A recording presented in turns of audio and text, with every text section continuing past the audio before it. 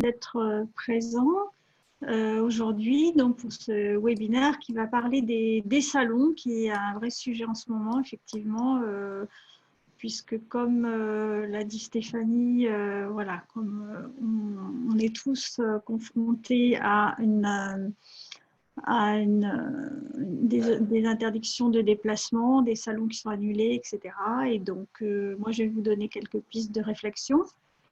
Alors, moi, je suis à Lyon, je suis experte Stratexio depuis quelques années et j'interviens essentiellement au niveau marketing, communication, développement commercial à l'international. Voilà. Donc, je vais vous présenter une petite présentation qui sera assez courte. Et puis, en fin de présentation, je pourrai ensuite répondre à vos questions que vous pouvez donc déjà transmettre, si vous voulez, au fur et à mesure par l'onglet qui est en bas de votre écran. Alors, ma présentation s'intitule « Revoir sa stratégie salon en période de crise ». Alors, elle s'adresse surtout aux entreprises qui avaient prévu d'exposer à des salons. Je ne vais pas parler spécifiquement de revoir sa stratégie quand on avait prévu d'aller à un salon en tant que visiteur, mais plutôt en tant qu'exposant, parce qu'il y a plus de conséquences. Et donc, il y a une réflexion plus approfondie à avoir. Donc, dans un premier temps, on va partir d'un constat et puis après voir qu'est-ce qu'on peut faire à court terme et en particulier comment on peut revenir sur ces objectifs et rebâtir une nouvelle stratégie par rapport aux objectifs qui avaient été fixés. Donc, je vais revenir essentiellement là-dessus. Ce n'est pas forcément lié à une réflexion qu'on doit avoir seulement en période de crise, mais qu'on peut avoir à tout moment. Mais il n'empêche qu'effectivement, en cette période où il y a beaucoup de changements, c'est bien de revenir un peu aux fondamentaux.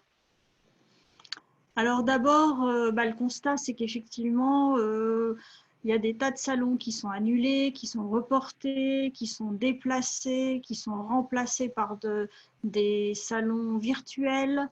Ce qu'on observe aussi, c'est qu'il y a des nouveaux salons qui se créent ou qui vont être proposés dans les mois à venir, peut-être sur des thématiques qui sont en lien avec la crise. Il y a aussi des nouveaux événements dans certains secteurs qui se créent, en particulier des événements en ligne. Et avec toutes ces perturbations, comment on peut adapter cette stratégie? Donc moi, je vais vous donner quelques pistes de réflexion. Je ne vais pas forcément vous donner les réponses, que c'est vous qui les avez, mais voilà, au moins des pistes de réflexion. Alors d'abord, commencer par quelques exemples de choses, de salons qui ont été annulés, déplacés, reportés, etc. Alors j'en ai donné quelques-uns comme ça que je connais ou que j'ai identifiés parce que c'est des exemples qui me paraissent assez parlants. Logimat 2020. Alors, qu'est-ce que c'est? C'est un salon de l'intralogistique et de la manutention. C'est un des salons leaders sur ce secteur qui a lieu tous les ans à Stuttgart, en Allemagne, et qui devait avoir lieu cette année du 10 au 12 mars. Et le 2 mars, l'organisateur a dit que tout allait bien, que le salon aurait lieu. Et le 4 mars, ils ont annoncé que le salon était reporté à l'année d'après, donc au mois de mars 2021. Donc 6 jours avant l'ouverture du salon, le salon a été annulé et reporté alors que c'est un salon international et leader sur son secteur d'activité. Donc voilà, donc ça c'est un exemple. Le salon CFIA que beaucoup d'entre vous connaissent, qui était prévu à Rennes aussi au mois de mars, début mars, pareil, du 10 au 12 mars. Au départ, il a été reporté et puis la semaine dernière, l'organisateur a annoncé qu'il serait organisé non plus à Rennes mais à Nantes et au mois de septembre. Donc là, les dates changent, le lieu change, tout change et avec des préavis quand même qui sont assez courts. Voilà, par exemple, le salon JDL Expo, c'est un salon qui est assez peu connu, qui est aussi dans le salon, ça s'appelle les Journées du levage. C'est dans le salon sur la manutention avec des engins de levage pour l'industrie, pour le transport, la logistique, etc. C'est un petit salon qui a lieu à Bonn, qui était prévu les 9 et 10 et 11 septembre 2020. et qui, a priori, est maintenu par l'organisateur. Et l'organisateur a annoncé il y a quelques jours là que ce serait le seul salon européen dans ce secteur d'activité cette année. Tous les autres ont été annulés pour diverses raisons. Il y avait d'autres secteurs, d'autres salons sur cette même thématique dans d'autres pays étrangers en Europe et ils ont tous été annulés. Alors un autre exemple qui est assez intéressant aussi, c'est la foire de Canton qui a lieu qui a lieu 2 fois par an, pardon. Et la 127e édition devait avoir lieu là au printemps.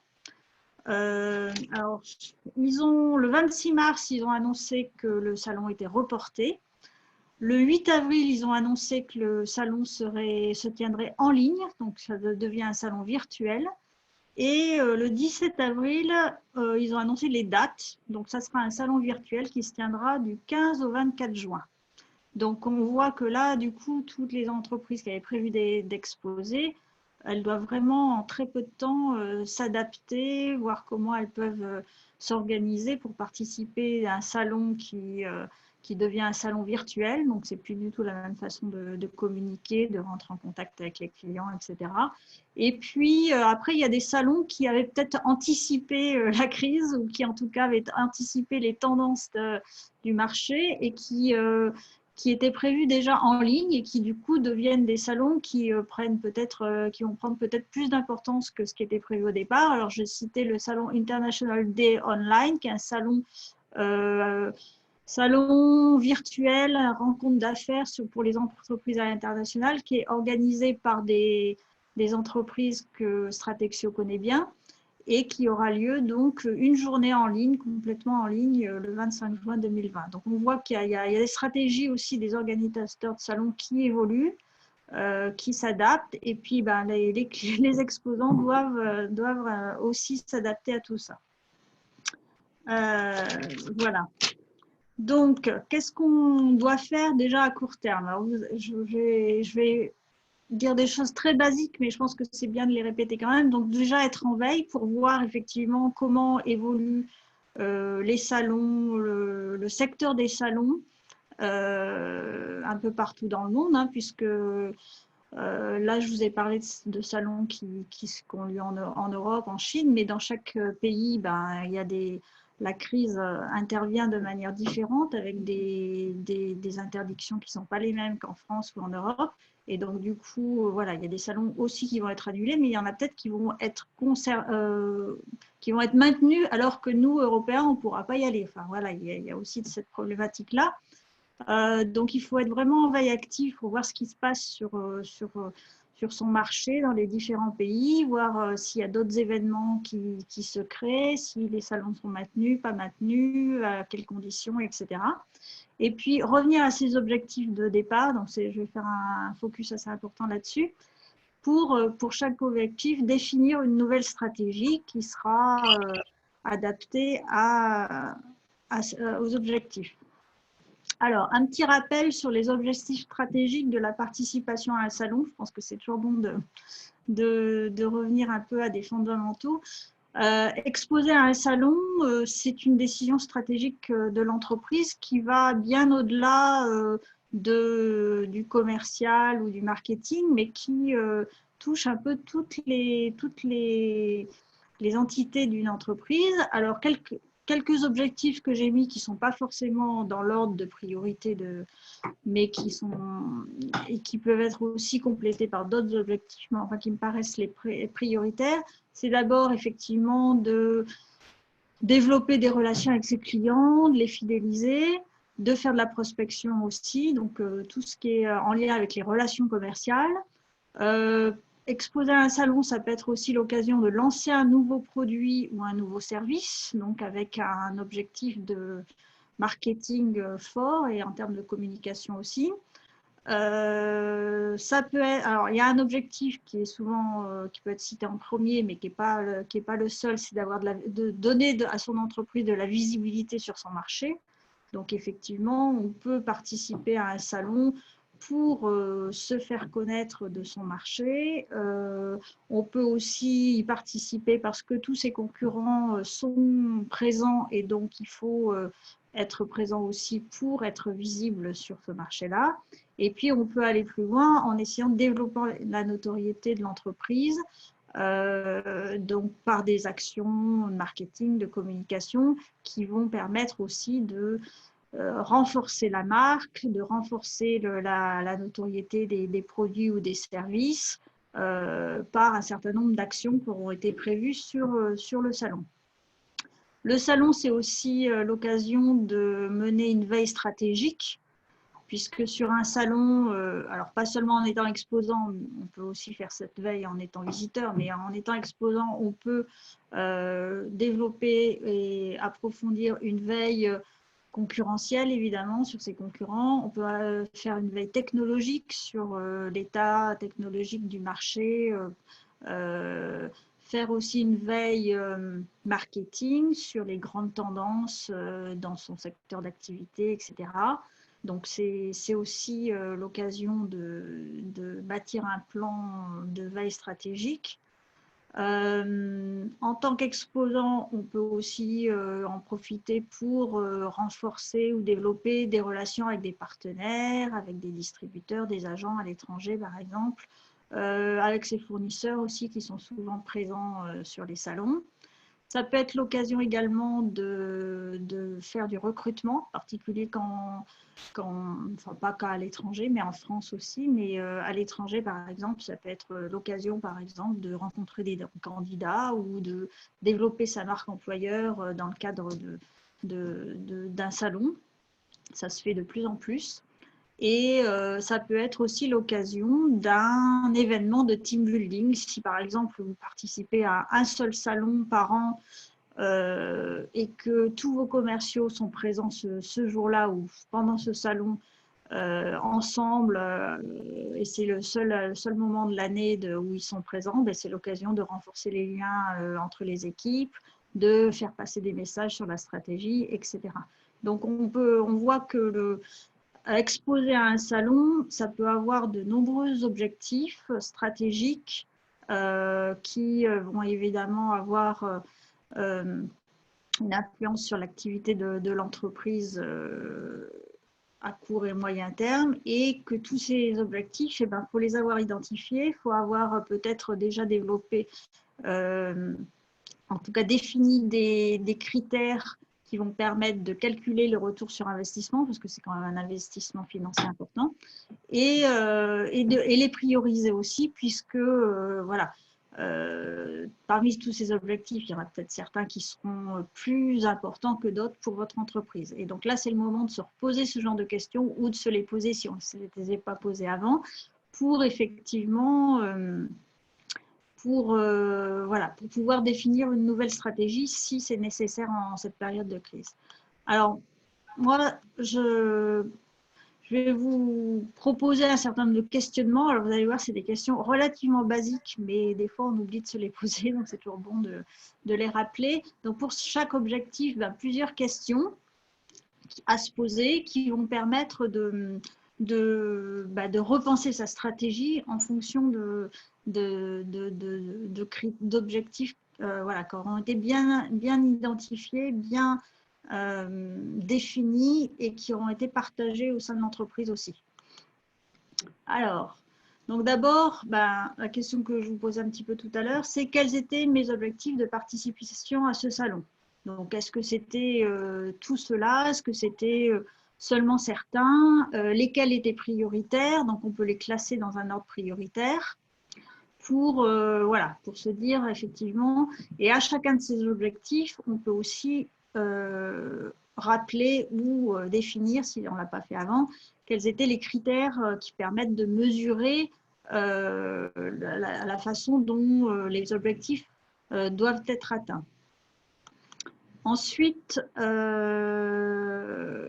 voilà, comment est-ce que ce salon, comment est-ce que le fait d'exposer à ce salon allait-il me permettre d'atteindre ces objectifs? Donc là, pareil, soit c'était déjà fait et c'est très bien, on peut repartir d'un travail qui a déjà été fait, soit ça n'a pas été fait ou pas été formalisé de manière assez précise. Et donc, ce qui est important, c'est de lister toutes les actions qui étaient prévues Et là, par exemple, je vais vous donner un exemple. Mettons, je reviens sur le salon Logimat dont j'ai parlé tout à l'heure. Voilà, imaginons que je travaille, moi, pour une entreprise qui avait prévu d'exposer à ce salon, une entreprise qui est spécialisée dans les robots pour les entrepôts. Voilà, et donc elle avait prévu de lancer un nouveau robot à l'occasion de ce salon et donc de faire une action marketing, une action de communication importante. Et puis, pour développer sa notoriété, elle avait décidé également, et elle avait déjà en fait lancé sa candidature pour un prix qui est remis sur ce salon, qui s'appelle le Best Product Award, et qui permet effectivement aux entreprises les plus innovantes de participer à un concours qui leur donne, si elles sont retenues pour obtenir cet award, elles vont développer une très forte notoriété. Donc ça, c'est quelque chose qui avait été prévu. Ensuite, voilà, c'est un salon en Allemagne et donc ma société avait décidé de mettre l'accent sur le marché allemand en 2020-2021 et donc de recruter par exemple une personne pour s'occuper du développement export sur le marché allemand. Donc il y avait des rendez-vous qui étaient prévus, des rendez-vous avec des candidats potentiels. Voilà, donc ces rendez-vous, du coup, ils sont annulés pendant le salon. Comment je vais faire en sorte que je puisse quand même éventuellement recruter, trouver un candidat. Donc, ce qui est bien, c'est pour chacun des objectifs, de lister les actions qui étaient prévues, donc en termes de marketing, de communication, de recrutement, de veille, etc., pour tous les objectifs qui sont cités là. Et puis, si ça n'avait pas été fait non plus, de voir quelles ressources financières et humaines avaient été attribuées à chacune de ces actions pour voir effectivement comment on va pouvoir ensuite réaffecter ces ressources en fonction de la stratégie qu'on va bâtir. Donc, voilà, une fois que j'ai bien déterminé tout ça, qui normalement aurait dû être fait avant, mais bon, on ne sait jamais si ça n'avait pas été fait, on le fait maintenant. Est-ce que tous ces objectifs ou les objectifs prioritaires que je m'étais fixés sont toujours pertinents dans cette situation post-crise? Alors, si je reprends mon exemple de fabricant de robots,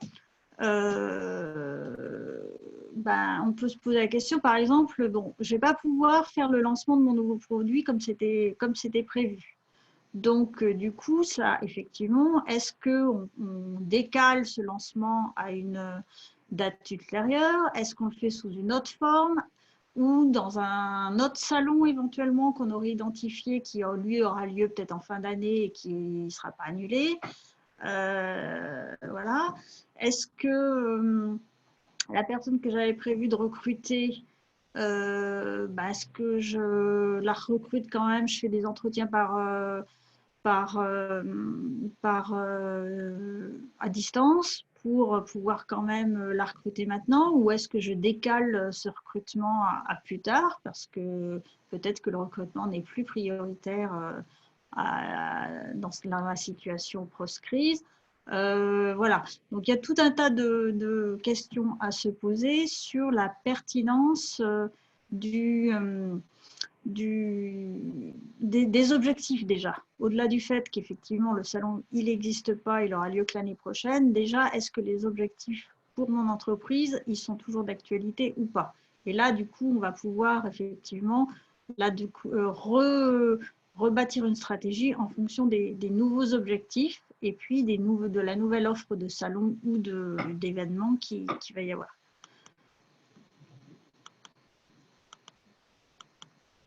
Alors ensuite, voilà, une fois que j'ai reformulé les objectifs que je m'étais fixés, enfin les nouveaux objectifs que je vais me fixer malgré l'annulation du salon,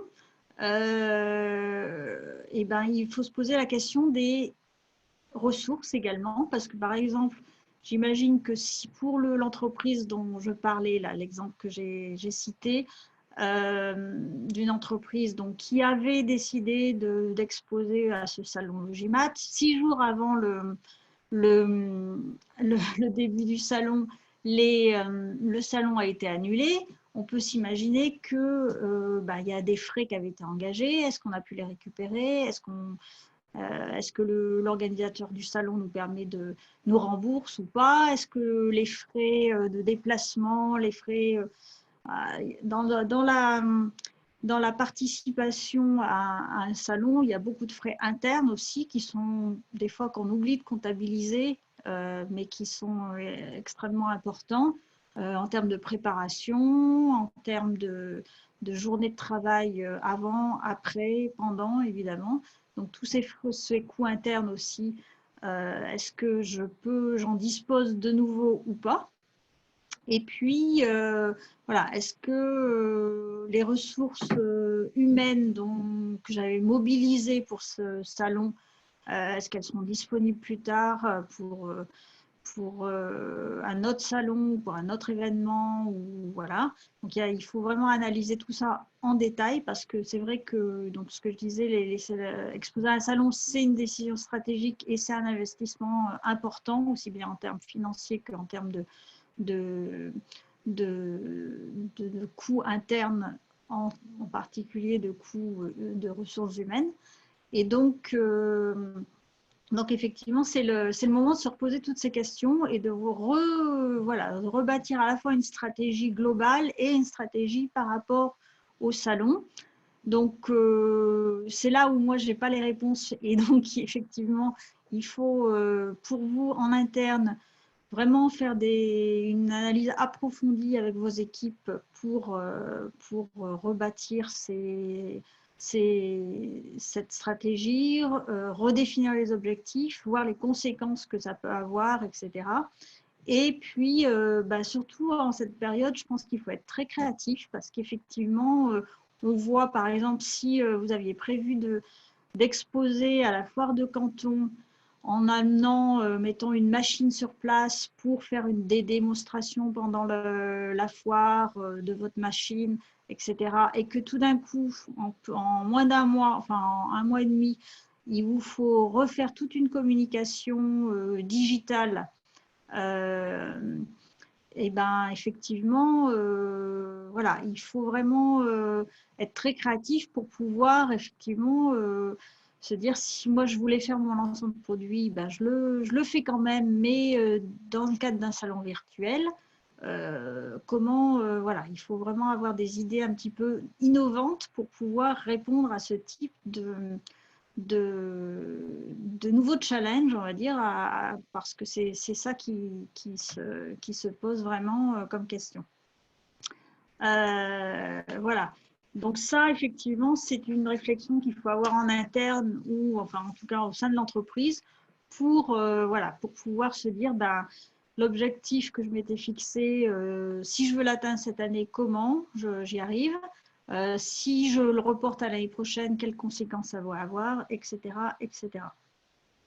Et donc, c'est ainsi que voilà, chaque entreprise pourra reformuler une nouvelle stratégie, formaliser une nouvelle stratégie en lien avec ses objectifs, en lien évidemment avec les ressources disponibles, et puis en développant donc des nouvelles actions, que ce soit au niveau de la veille, de la prospection, du marketing, de la communication, en développant certainement aussi peut-être des nouvelles compétences parce que effectivement, si on doit passer en tout digital, et ben, ça demande des compétences, en particulier en termes de communication, que l'on n'avait peut-être pas anticipé ou en tout cas qui n'étaient pas prêtes tout de suite.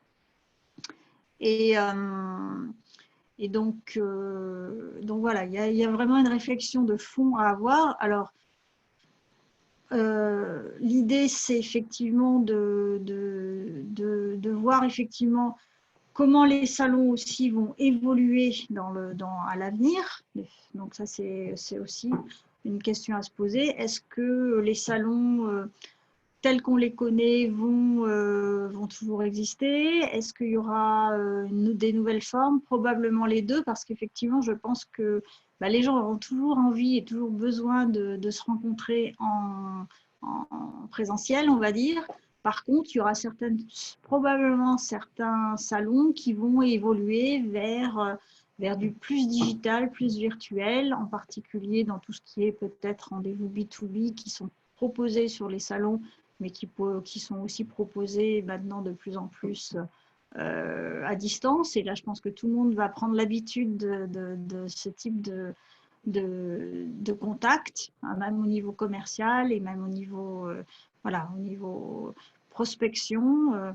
Donc, il y a beaucoup de choses qui vont évoluer et qui vont obliger les entreprises à trouver des nouvelles solutions, sachant que pour les salons, donc ce que je voulais dire en conclusion, et après je pourrais comme ça avoir du temps pour répondre à des questions peut-être plus précises et des questions plus opérationnelles, on va dire. En conclusion, je voulais donc rappeler que exposer à un salon professionnel, c'est vraiment une décision stratégique de l'entreprise et que ça impacte à la fois beaucoup d'entités de l'entreprise et ça impacte beaucoup aussi des objectifs de l'entreprise, que ce soit au niveau commercial, au niveau marketing, communication, au niveau veille technologique, au niveau, ça peut aussi impacter les achats, impacter la production. Donc voilà, ça c'est pas. En plus, les salons sont en général assez. Participer à un salon, c'est assez cher. Souvent, on oublie les coûts internes qui correspondent à la préparation, à la présence physique des personnels sur le salon. Donc, c'est vrai qu'il y a un investissement qui est important et donc c'est important de bien préparer et de bien définir cette participation comme un outil au service de la stratégie de l'entreprise. Et donc, pour optimiser sa stratégie de salon, alors c'est vrai que c'est important peut-être en particulier pour bien mesurer le retour sur investissement de cet investissement qui est souvent un peu oublié, de participer à des formations ou de se faire accompagner pour, avec une méthodologie assez poussée, pouvoir effectivement à la fois construire cette stratégie et après pouvoir l'évaluer aussi. Et je pense que Stratexio peut permettre aussi cet accompagnement-là aux entreprises, puisque que ce soit en formation collective ou en accompagnement individuel, ça peut être un sujet important à prendre en charge d'une manière globale et en particulier au niveau international, puisque effectivement, pour chaque marché, pour chaque pays, il peut y avoir des stratégies différentes et qui impactent aussi bien l'entreprise au niveau global qu'au niveau local aussi. Voilà, donc je vais m'arrêter là pour l'instant et je vais vous laisser la parole pour les questions. Donc Dorian va me faire un petit résumé des principales questions s'il y en a déjà eu, parce que je ne les vois pas. Et